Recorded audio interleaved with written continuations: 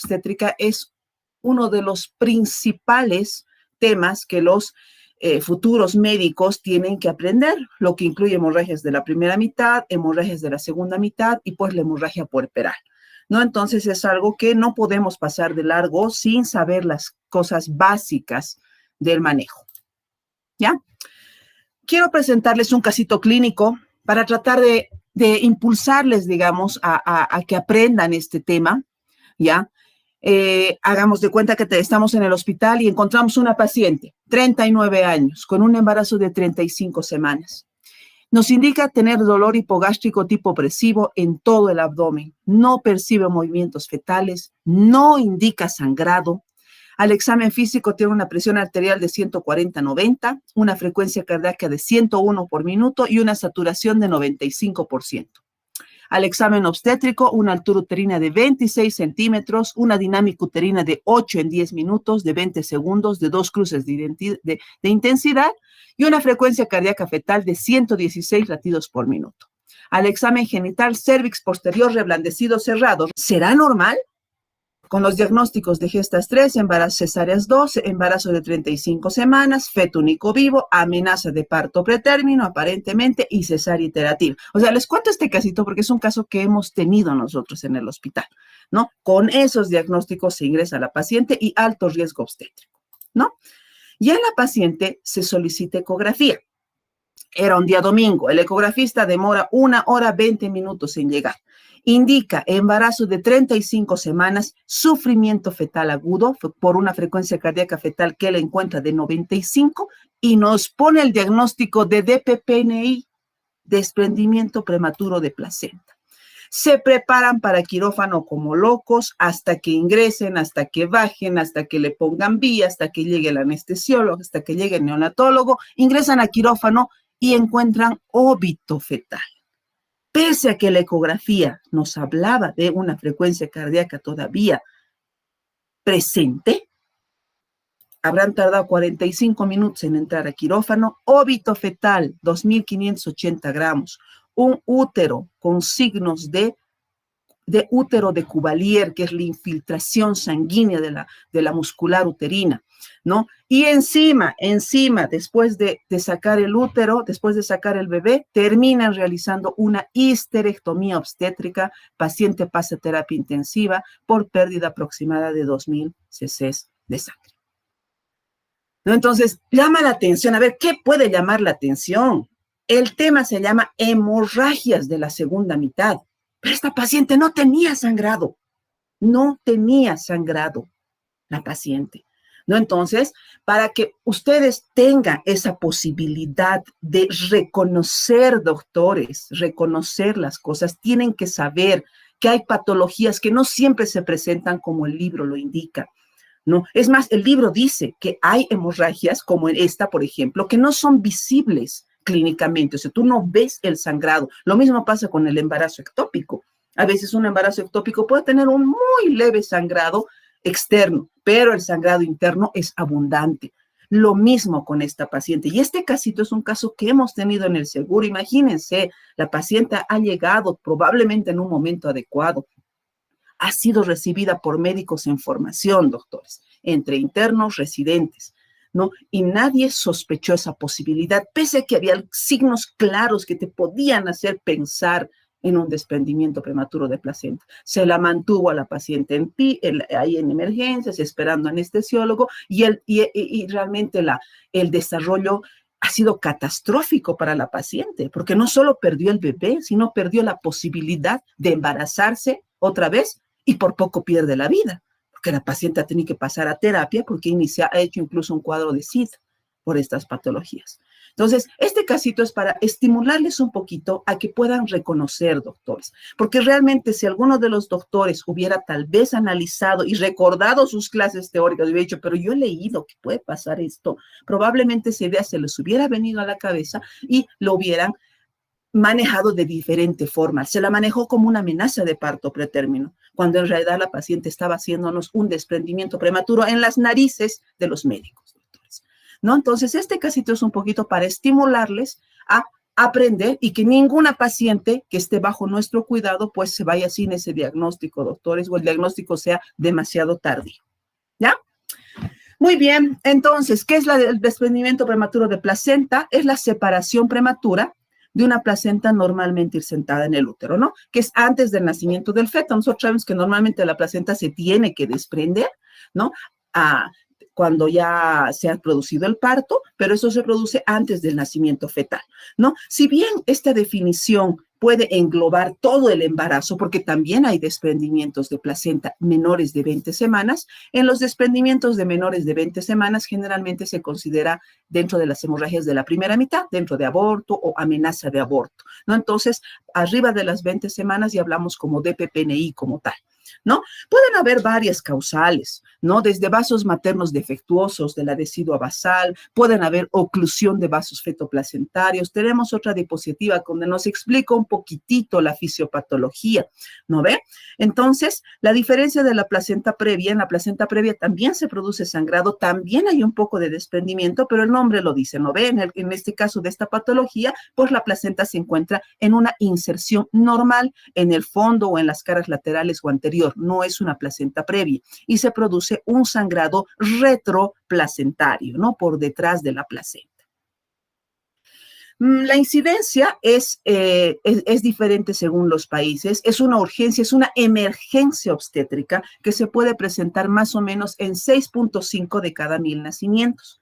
El 40-60% pueden ocurrir antes de las 37 semanas, 14% antes de las 32 semanas y está responsable del 15 al 30% de la mortalidad perinatal, ¿no? Y se dice que en un 10% es causa de prematurez también el desprendimiento prematuro de placenta, ¿no? Hay muchos factores de riesgo, ¿no? Dentro, este cuadrito es del libro de Gabe Simpson, ¿no? Donde nos muestra que hay varias patologías las cuales nos dan un poco más de posibilidad de que las pacientes puedan tener un desprendimiento. Aumento del número de partos, sí, ¿no? También la edad materna avanzada se considera un factor de riesgo. Algunos hábitos tóxicos de la madre, como el tabaquismo y el consumo de cocaína, nos han dado una fisiopatología de isquemia a nivel placentario. Entonces, esta isquemia placentaria produce fragilidad vascular y por lo tanto una ruptura de vasos muy fácilmente, ¿no? Entonces rompen los vasos retroplacentarios y se puede producir pues el desprendimiento. Traumatismos es algo muy importante, doctores. En el tema de trauma y embarazo, nosotros consideramos que toda paciente que tiene un trauma durante la gestación debe ser observada 24 horas para justamente prevenir el desarrollo de un desprendimiento prematuro de placenta.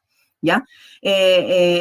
Recuerden, deben saber ustedes que no siempre la ecografía te puede detectar a tiempo el desprendimiento prematuro de placenta. La ecografía te la puede detectar, los signos iniciales de desprendimiento a veces pueden pasar desapercibidos por una ecografía. Por eso es que en pacientes con trauma y embarazo se sugiere que se queden en internación por 24 horas para observación. Enfermedades de la madre, sí, y algo súper importante, ¿no? La hipertensión arterial, que es una de las patologías más frecuentes. Esta paciente, la del caso clínico, lo tenía, ¿no? Entonces, esa hipertensión hace que haya más presión a nivel de los vasos, fragilidad de los capilares y desprendimiento prematuro de placenta. Toda paciente que tiene una presión alta debe ser orientada en signos de alarma de desprendimiento prematuro de placenta, y nosotros también, siempre que tenemos una paciente con presión arterial alta, porque lo primero que hacemos con una paciente es medir sus signos vitales, ¿no ve? Si ya sabemos que tiene presión alta, tenemos que tener siempre esa idea que puede hacernos en algún momento un desprendimiento placentario, ¿ya? Hipotiroidismo y asma también se han considerado factores de riesgo. La ruptura prematura de membranas también. O sea, pueden haber patologías asociadas. Cuando una paciente te viene con RPM, el solo hecho de haber descomprimido el útero, porque se ha salido todo el líquido,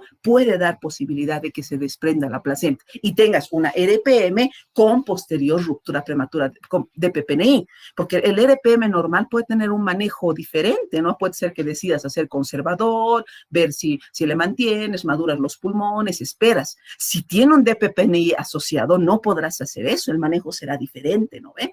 Entonces, por eso es que siempre hay que sospecharlo también. bien. Descompresión uterina rápida con gestaciones múltiples y polidramios, lo que les decía, ¿no? Ve, a veces en gestación múltiple, por ejemplo, cuando se da un parto vaginal gemelar, se sale el primer recién nacido, hay una descompresión brusca del abdomen y puede haber desprendimiento de la placenta cuando el segundo todavía está dentro, ¿no? Del útero, o cuando hay un polidramio, se rompe las membranas, se descomprime el útero y se desprende la placenta.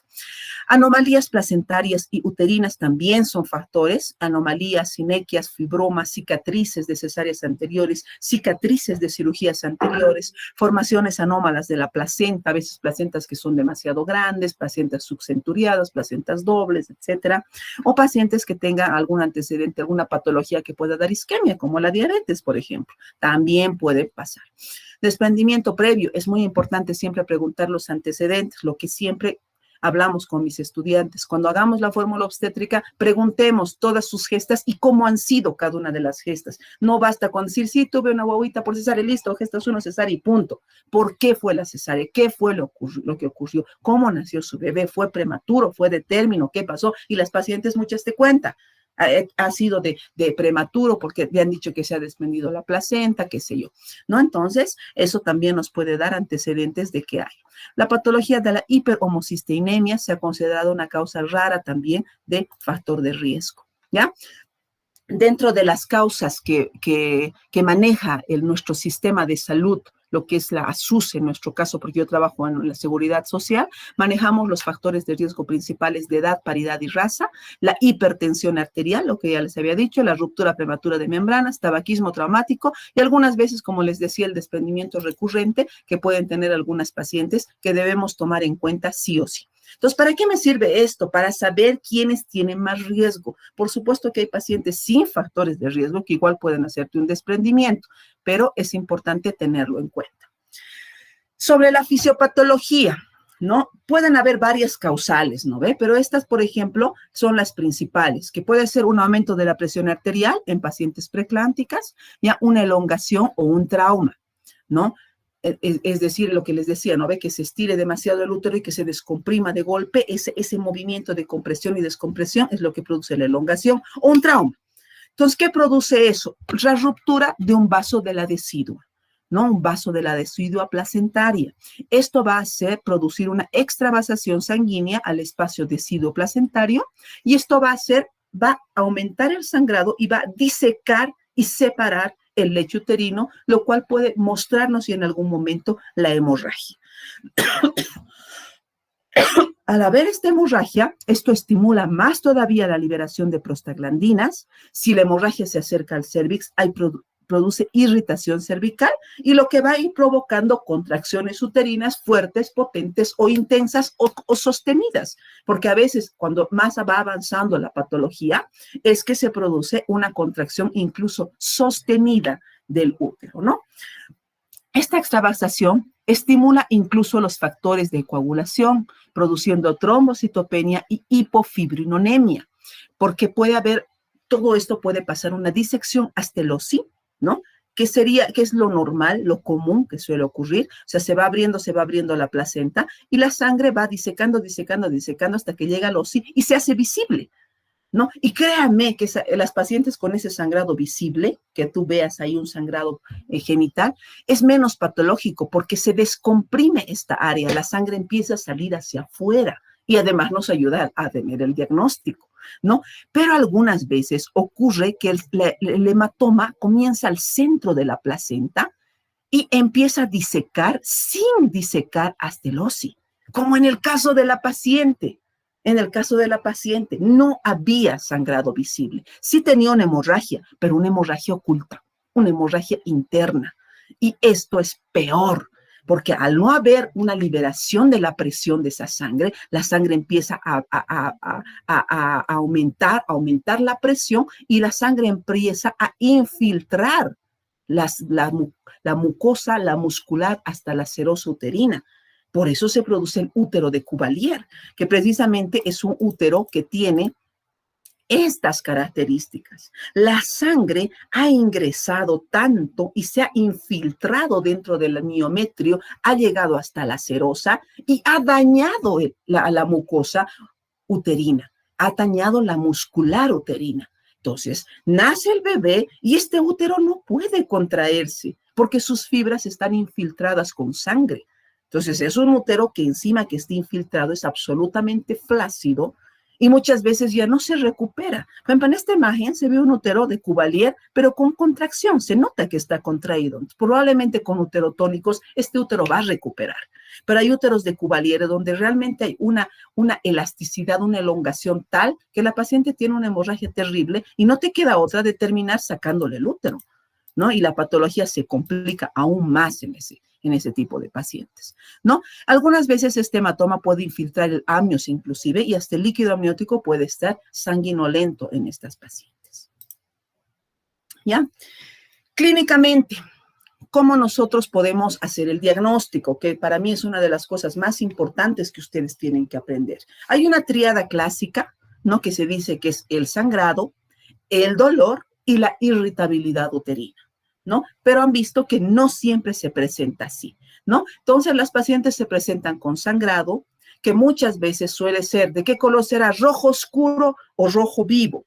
Aquí ya podemos responder. Como la sangre ha tardado en disecar y ha tardado en pasar, la sangre es oscura. No es una sangre reciente como lo es en la placenta previa, que está sangrando y sale directamente la sangre visible. Es un sangrado rojo, rutilante y muchas veces abundante. En el caso del sangrado del desprendimiento, es un sangrado generalmente oscuro porque ha pasado un tiempo entre que ha desprendido, ha tenido que tomarse el tiempo de disecar la membrana hasta poder ser visible al orificio cervical interno y al externo para que nosotros lo logramos ver. El dolor abdominal es clave, ¿no? Porque como han visto en la fisiopatología, la liberación de prostaglandinas produce contracciones uterinas. Entonces la paciente te viene con sangrado y te viene con dolor, ¿no? Y si a veces hay pacientes que son muy, muy específicas, a mí me pasó en la parte privada que una paciente me llama y me dice, doctora, me duele, se pone dura la barriguita y está dura todo el tiempo. Porque yo siempre les pregunto, pero después del dolor calma. No, sigue dura, se mantiene dura. Se mantiene dura, o sea, hay pacientes que ya se dan cuenta, y nosotros también tenemos que orientarles, que cuando tengan contracciones, las contracciones deben ser por un momento y pasa, porque así es una contracción normal. Se endura la pancita y te duele, pero al pasado un minuto pasa completamente el dolor, ya no les duele nada. Pasan 5 o 10 minutos y otra vez vuelve la contracción. En el caso del desprendimiento prematuro, no hay esa elevación y subida del dolor. O sea, a las pacientes les duele y les sigue doliendo y la pancita sigue estando dura, ¿no es cierto? Y muchas veces encima te dicen, y encima mi bebé no se mueve. Mi bebé no se mueve porque está en contracción constante, ¿no es cierto? Y la irritabilidad uterina. Entonces, son muchos pacientes que todavía no están en un útero contraído, están con contracciones, pero en el momento que tú las examinas, se contrae el útero. Nuevamente, pasan 2 minutos, otra vez la contracción, 2 minutos, otra vez. Entonces, un útero que constantemente se está contrayendo, produciendo una hipersistolia, ¿no? Mayor cantidad de contracciones en cada 10 minutos. Cuando ya al principio no suele haber alteraciones de la frecuencia cardíaca fetal al inicio, pero conforme va avanzando el desprendimiento, pues la fetocardia va variando hasta que puede producirse pues el óbito fetal también, ¿no? Muchas veces algunas pacientes también presentan lumbalgia a producto de las contracciones uterinas, pero dentro de estos síntomas los más clásicos son estos. ¿Ya?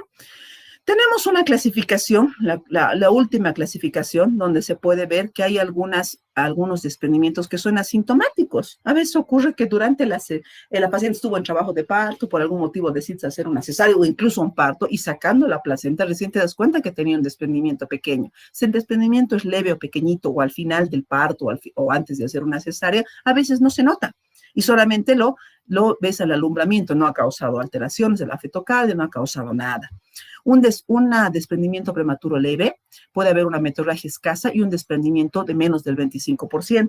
Hay una hipertonía leve, no hay manifestaciones generales, ¿no? No hay alteraciones fetales siquiera, ¿no? Está bien. Un desprendimiento moderado, y es un desprendimiento entre el 25 al 50%, todavía no hay trastornos de la coagulación, pero ya hay signos de sufrimiento fetal porque hay un desprendimiento mayor o también puede haber ya muerte fetal intrauterina.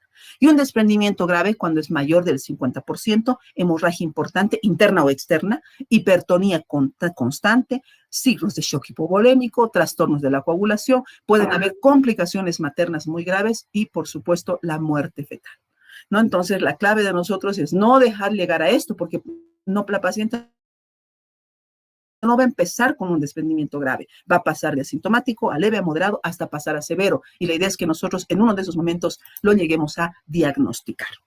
Lo que les decía hace un momento, el tipo de hemorragia, ¿no? En un 80% la hemorragia se observa, especialmente cuando el desprendimiento es en la parte marginal de la placenta, ¿no? Avanza la sangre y nosotros podemos ver el sangrado, ¿no? Entonces, pasa en el 80% y es mejor, como les digo, porque descomprime el útero y nos ayuda a diagnosticar, ¿no ve? Porque nos hace sospechar de un desprendimiento prematuro. Pero la forma oculta, que ocurre en un 20%, el hematoma se produce al centro de la placenta, ¿no? El desprendimiento puede ser incluso completo, sin tener un sangrado visible, ¿no ve? Y como acumula inclusive un coágulo ahí dentro, ¿no? Infiltra el útero y consume los factores de la coagulación, ¿no es cierto? Entonces, aparte de darnos la muerte fetal, aparte de darnos la posibilidad de que esa paciente pierda el útero por el útero de Cuvalier, te puede causar una coagulación intravascular diseminada. Pues es una patología muy, muy grave el desprendimiento prematuro. Cuando no se ve el sangrado es todavía peor, como en la paciente del caso clínico que les mostré, ¿no? Entonces, ¿cómo hacemos nosotros el diagnóstico? ¿Ya? El diagnóstico tenemos varias formas de poderlo hacer. Tenemos el diagnóstico por laboratorio, tenemos técnicas de imagenología, a veces el diagnóstico ya confirmatorio lo hacemos por la anatomopatología y tenemos algunas otras pruebas más que podemos hacer, ¿ya?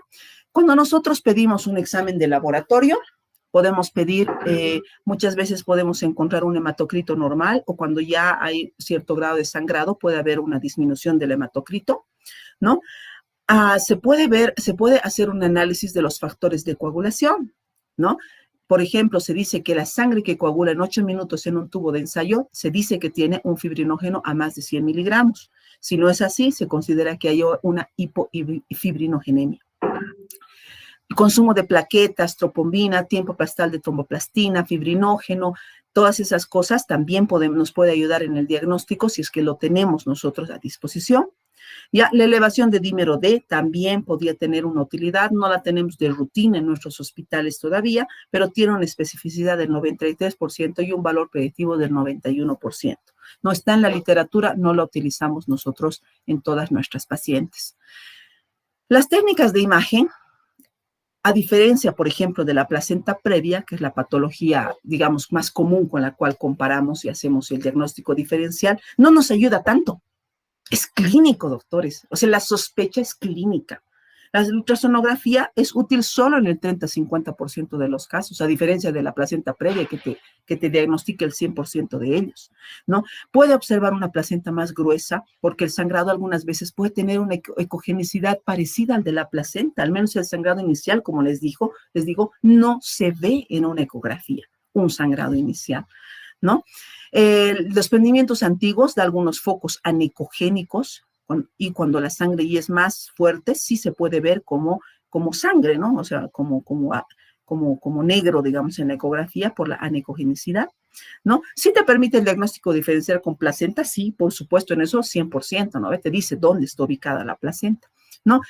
Cuando ya hay un grado más fuerte, te permite estimar el grado de separación que existe entre la placenta y el útero. Pero como les digo, en esta patología la sospecha clínica es fundamental, ¿no? Muchas veces ya en la histopatología nosotros podemos encontrar ya recién el diagnóstico, como les digo. A veces la presencia de un coágulo directamente en el momento de realizar un parto o una cesárea, ya macroscópicamente nos da el diagnóstico, ¿no? Puede haber un coágulo adherido firmemente con algunas zonas de infartos hemorrágicos de los cotiledones de alrededor. Coágulos fisiológicos de un parto normal no son de este color, ¿no? Los coágulos fisiológicos son coágulos rojos porque es un sangrado reciente. Este coágulo oscuro, casi negro, es un sangrado antiguo. Ya te avisa que había un desprendimiento anterior, ¿no? son un desprendimiento anterior. Microscópicamente hay hematomas en la zona decidual con zonas de necrosis focal junto con infartos hemorrágicos también, ¿no? Una arteriolitis degenerativa, infartos organizados con presencia de restos de fibrina en los espacios intervellosos, podrá describirnos el anatomopatólogo. La alteración más frecuente suele ser la presencia de trombosis de las pequeñas venas retroplacentarias, incluso en desprendimientos iniciales. Alguna vez, incluso por sospecha de DPPNI, nosotros entramos una cesárea y para justificar esa cesárea mandamos a anatomopatología y nos puede mostrar, tal vez no macroscópicamente un desprendimiento, pero sí signos iniciales microscópicos, como son las trombosis de las venas retroplacentarias, ¿no? Eso en y el diagnóstico post. Existen algunas otras pruebas más que nosotros podríamos utilizar como apoyo, que es como la cardiotocografía, por ejemplo. La cardiotocografía nos puede mostrar y confirmar la presencia de policistolia, ¿no? Aumento de las contracciones uterinas con signos de sufrimiento fetal, como podrán ver acá. Han pasado ya bienestar fetal, chicos, no sé si han pasado o no para preguntarles, pero acá tenemos algunos DIPs que son desaceleraciones, ¿no ve? Tenemos desaceleraciones tardías que se producen justo después de cada contracción, un descenso de la frecuencia cardíaca fetal. Entonces, un estudio que te diagnostica, digamos, el bienestar fetal, te muestra la alteración del bienestar fetal y con esto puedes apoyar el diagnóstico de desprendimiento prematuro de placenta. ¿Ya? El diagnóstico diferencial básicamente lo hacemos con la placenta previa. Y se puede hacer también con la ruptura del seno marginal, con la basa previa, con esos, pero son patologías mucho más raras, doctores. La placenta previa con el desprendimiento es lo que más vamos a ver nosotros y es donde más quiero ahondar en las diferencias, ¿no? En el abrupto placentae o de PPNI, ¿no? El síntoma suele ser agudo, rápidamente puede aparecer la patología, de un momento a otro la paciente se siente sintomática. En la placenta previa suele ser un poquito más lento, insidioso. El sangrado, el desprendimiento, rojo oscuro, ¿no? Muchas veces puede ser fuerte desde el inicio y a veces hay discordancia entre la clínica y la cantidad de sangre, lo que habíamos dicho. A veces el sangrado puede ser muy poquitito, pero los síntomas ser muy fuertes, ¿no ve? Ya saben ustedes por qué, ¿no? Algunas veces cuando hay una ruptura prematura de membrana se ve que además de salida de líquido hay pérdida continua de sangre. También nos puede hacer sospechar un desprendimiento. En la placenta previa ustedes saben que el sangrado es rojo vivo, rojo claro, ¿no? Aligera al principio y hay una relación. Mientras más sangre tiene la paciente, más clínica tiene también la paciente, ¿no? Entonces, puede ser abundante en su momento, ¿no? Y muchas veces, después de la ruptura prematura de membranas, más bien el sangrado para en la placenta previa. Si es una placenta marginal, por ejemplo, se rompe la bolsa, la cabecita comprime la placenta y por el contrario para de sangrar, ¿no? Entonces, es un poquito para diferenciar entre desprendimiento y placenta previa. En el caso del desprendimiento es importante y fundamental la presencia de dolor, ¿no? Y específico a veces en el lugar del desprendimiento. A veces te dice, me duele un poco más a la derecha, a la izquierda, qué sé yo. En la placenta previa, al menos al inicio, no hay dolor. Ustedes saben, clínicamente la placenta previa es una paciente que no le duele y se despierta en la mañana o en la madrugada en un charco de sangre, porque no le duele, ¿no? Porque no hay un dolor. ¿Ya? El útero en el desprendimiento sabemos que puede estar hipertónico con aumento de la sensibilidad, inclusive le tocas, le duele mucho a la paciente, tocas el útero y produces una contracción uterina de solo tocarlo, ¿no? Y a veces cuando ya el desprendimiento es muy grave, hasta el útero se vuelve más grande. ¿Por qué? Porque el hematoma está distendiendo más todavía el útero, ¿no? Entonces puede haber un aumento incluso de la altura uterina por el sangrado. En el caso de la placenta previa, pues no hay eso, no hay contracción, no hay aumento del tamaño uterino, no hay hipertonía, no hay aumento de la sensibilidad, ni nada de esas cosas, ¿no? En el caso del desprendimiento, cuando hacemos las maniobras de Leopold, es difícil o a veces hasta imposible de tomar. En el caso de la placenta previa, normalmente podemos examinar a la paciente, ¿no? En el caso de la placenta visible, digamos, al examen especular, pues en el abrupto no se ve y a veces en el examen especular de una placenta previa, tú metes el espéculo y puedes observar la placenta directamente, ¿no?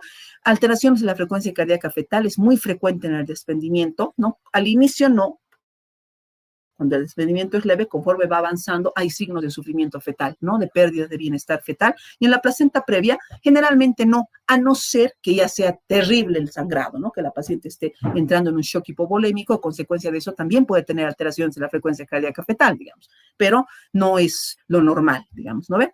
Compromiso materno, ¿no? En el desprendimiento ya han visto por qué hay alta posibilidad de que también la paciente esté comprometida, esté con signos de shock, esté con signos de alteraciones de la coagulación, etcétera, ¿no? En el caso de la placenta previa, solamente cuando el sangrado ha sido abundante, la paciente va a tener esos signos. Normalmente la paciente está muy estable en el caso de la placenta previa.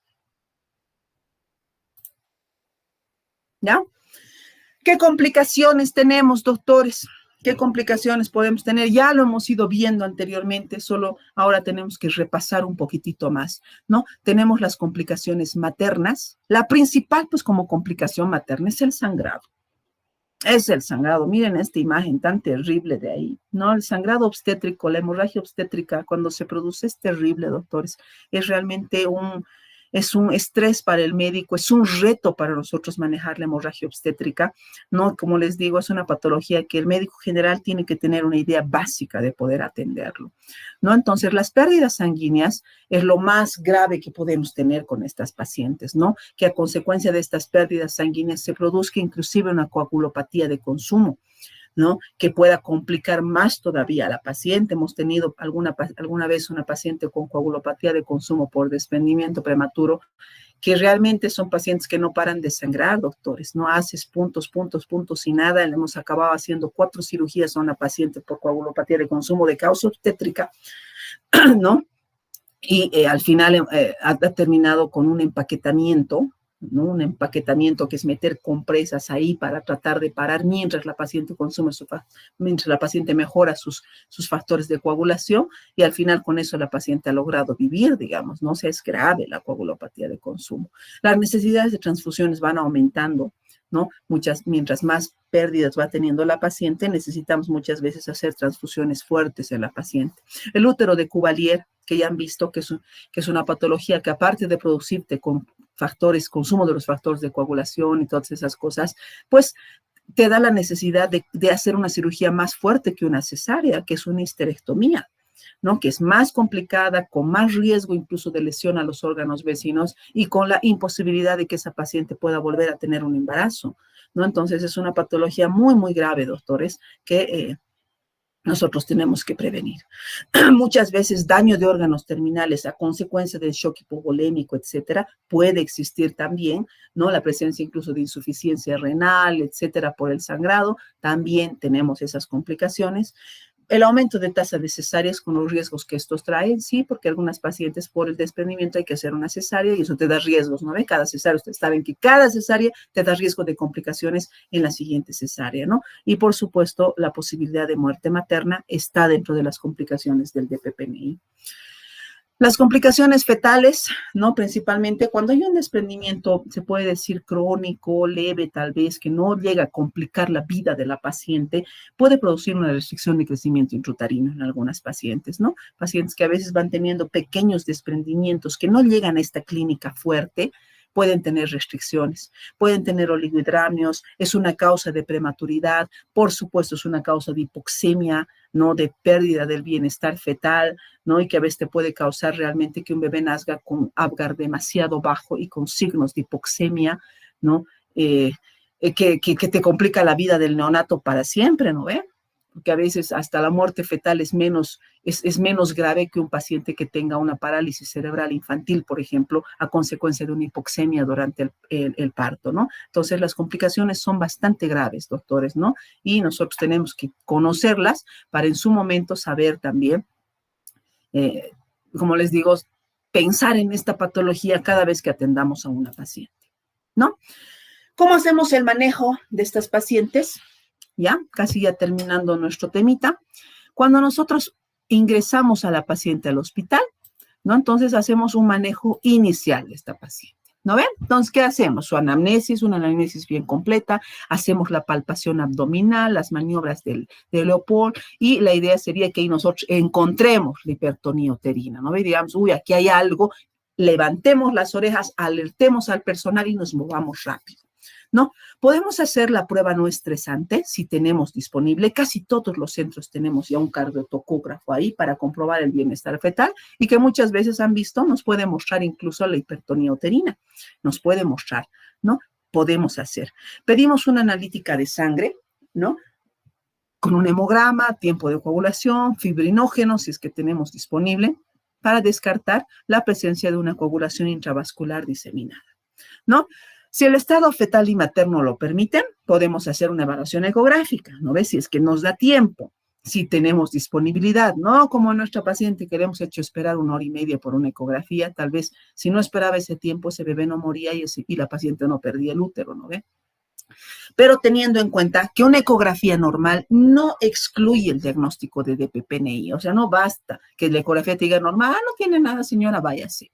Si tus sospechas están ahí todavía, no debes dar de alta a la paciente, ¿no? Y seguir evaluándola a la paciente, ¿no es cierto? Entonces, podemos hacer un perfil biofísico incluso, podemos hacer una medición de la arteria cerebral media, una ecografía Doppler, para evaluar si hay algunos síntomas de repercusión fetal, ¿no? A pesar que no es un sangrado de origen materno, una ecografía Doppler también nos puede ayudar durante la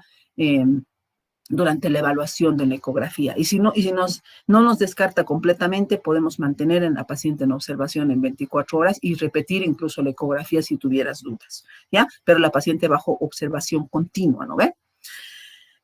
No tenemos que utilizar tocolíticos, doctores, ¿no? O sea, si nos equivocamos de diagnóstico, pues es una pena, ¿no? No podemos utilizar tocolíticos, no podemos utilizar ritodrina, ni nifedipino, ni nada, porque puede mascararnos el cuadro clínico de desprendimiento de placenta.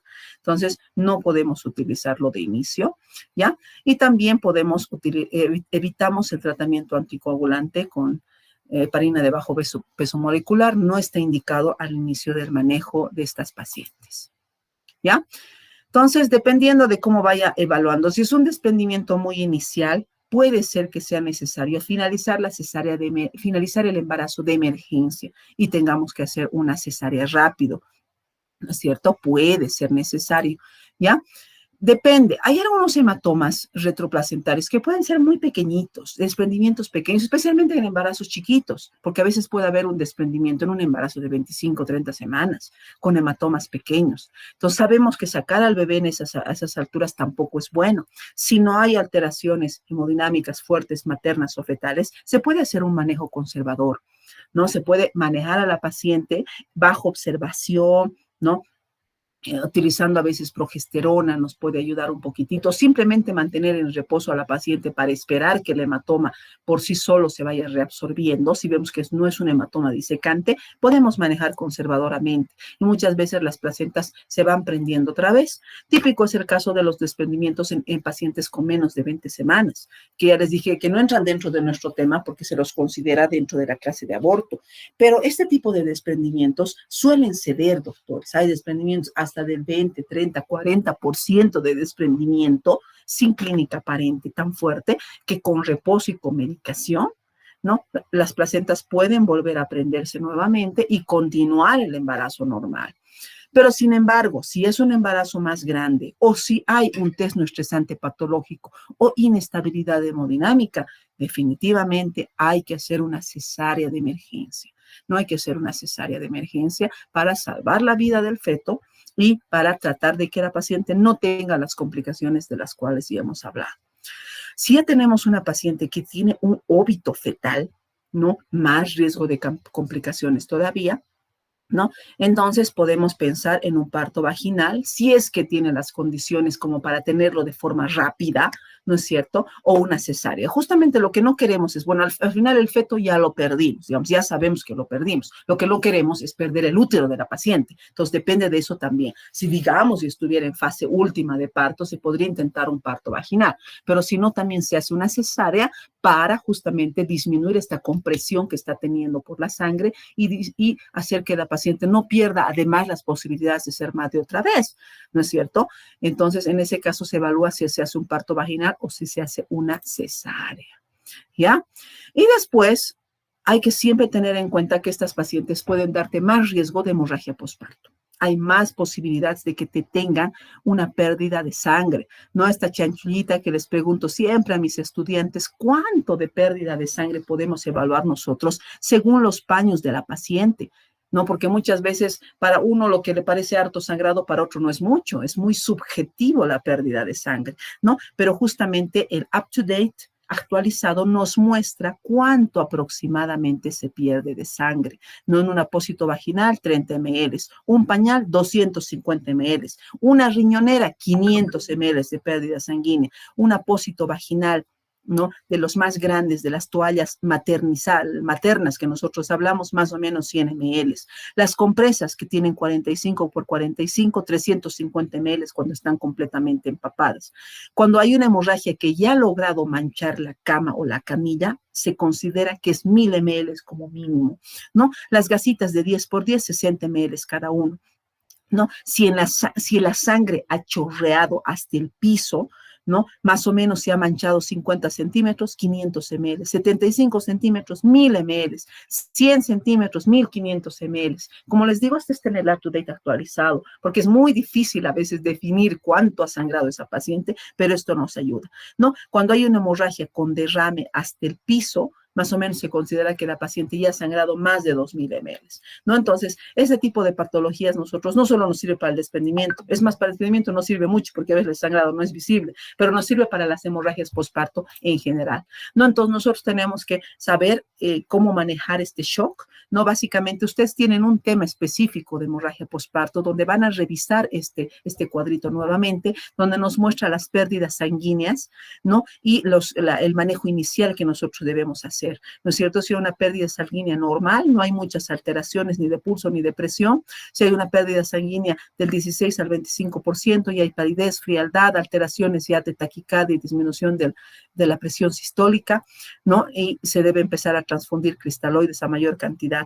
Mientras más va aumentando las pérdidas sanguíneas, ¿no? La paciente va teniendo más sintomatología, la frecuencia cardíaca va aumentando más, la presión sistólica va disminuyendo y hay que infundir más cristaloides todavía. Y si se hace ya una pérdida sanguínea más del 35%, las pacientes ya tienen letargia, inconsciencia, ya no te responden bien, más síntomas, palidez, fealdad, sudoración, alteración del llenado capilar, la frecuencia cardíaca se eleva demasiado, la presión sistólica baja, el shock es severo y los cristaloides deben ser mayores. Como les digo, el tema de ahora no es manejo de la hemorragia postparto, pero tenemos que tener una idea de cómo es el manejo postparto, ¿no? Y cuando nosotros terminamos con la gestación, muchas veces nosotros lo que definimos es realizar pues una cesárea de emergencia, ¿no es cierto? Acá tenemos un video que no es propio, doctores, de una doctora que está haciendo una cesárea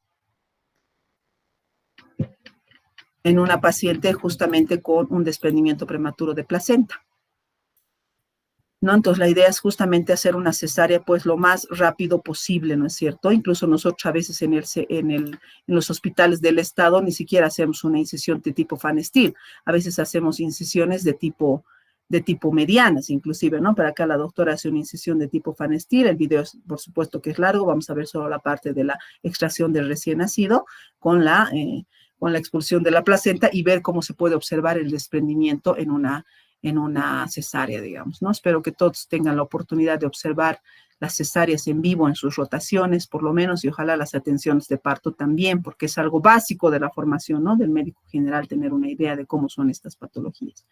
Entonces, después de introducir y llegar al útero, se hace la incisión a nivel del segmento uterino.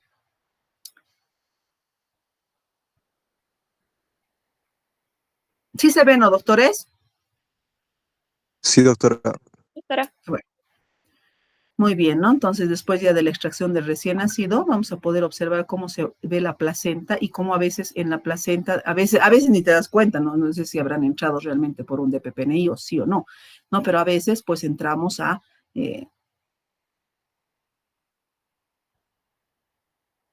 después de la extracción del recién nacido, se hace el alumbramiento y ahí podemos observar los signos de desprendimiento, ¿no? Y este sangrado que viene posterior a la salida fetal no es normal. Se dan cuenta, el líquido amniótico está sanguinolento. El líquido amniótico normalmente no es sanguinolento, es un líquido claro, ¿no? Entonces ya es un signo que muchas veces te avisa, digamos, ¿no? Ahí están viendo una parte de un coágulo que han sacado, que no es algo normal que se observa en en una, en un embarazo normal, digamos, ¿no? Más bien el feto pues tiene un buen estado, se ve con buen tono, buen color, entonces el desprendimiento con seguridad no es muy grande o ha sido diagnosticado bastante tiempo, digamos.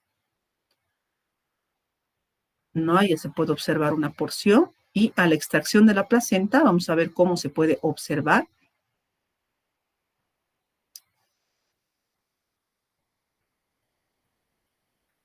el desprendimiento.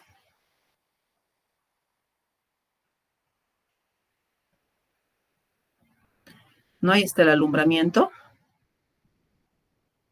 Ahí está saliendo la placenta completita. Y al dar la vuelta en los cotiledones, vean cómo se observa coágulos retroplacentarios y una zona de coágulo oscuro, marginal, no es al centro de la placenta, marginal, que nos confirma pues la presencia de esos coágulos antiguos, oscuros y negros, no es un sangrado reciente, ya tuvo un desprendimiento prematuro de placenta, porque normalmente el sangradito retroplacentario que tienen las pacientes es un sangradito rojo vivo, que es el sangrado que ese momento está sangrando la paciente. Pero cuando tenemos, como en este caso, unos coágulos oscuros por detrás de la placenta, es que ya ha habido un desprendimiento, ¿no? Entonces, es solamente para mostrarles esa partecita, doctores.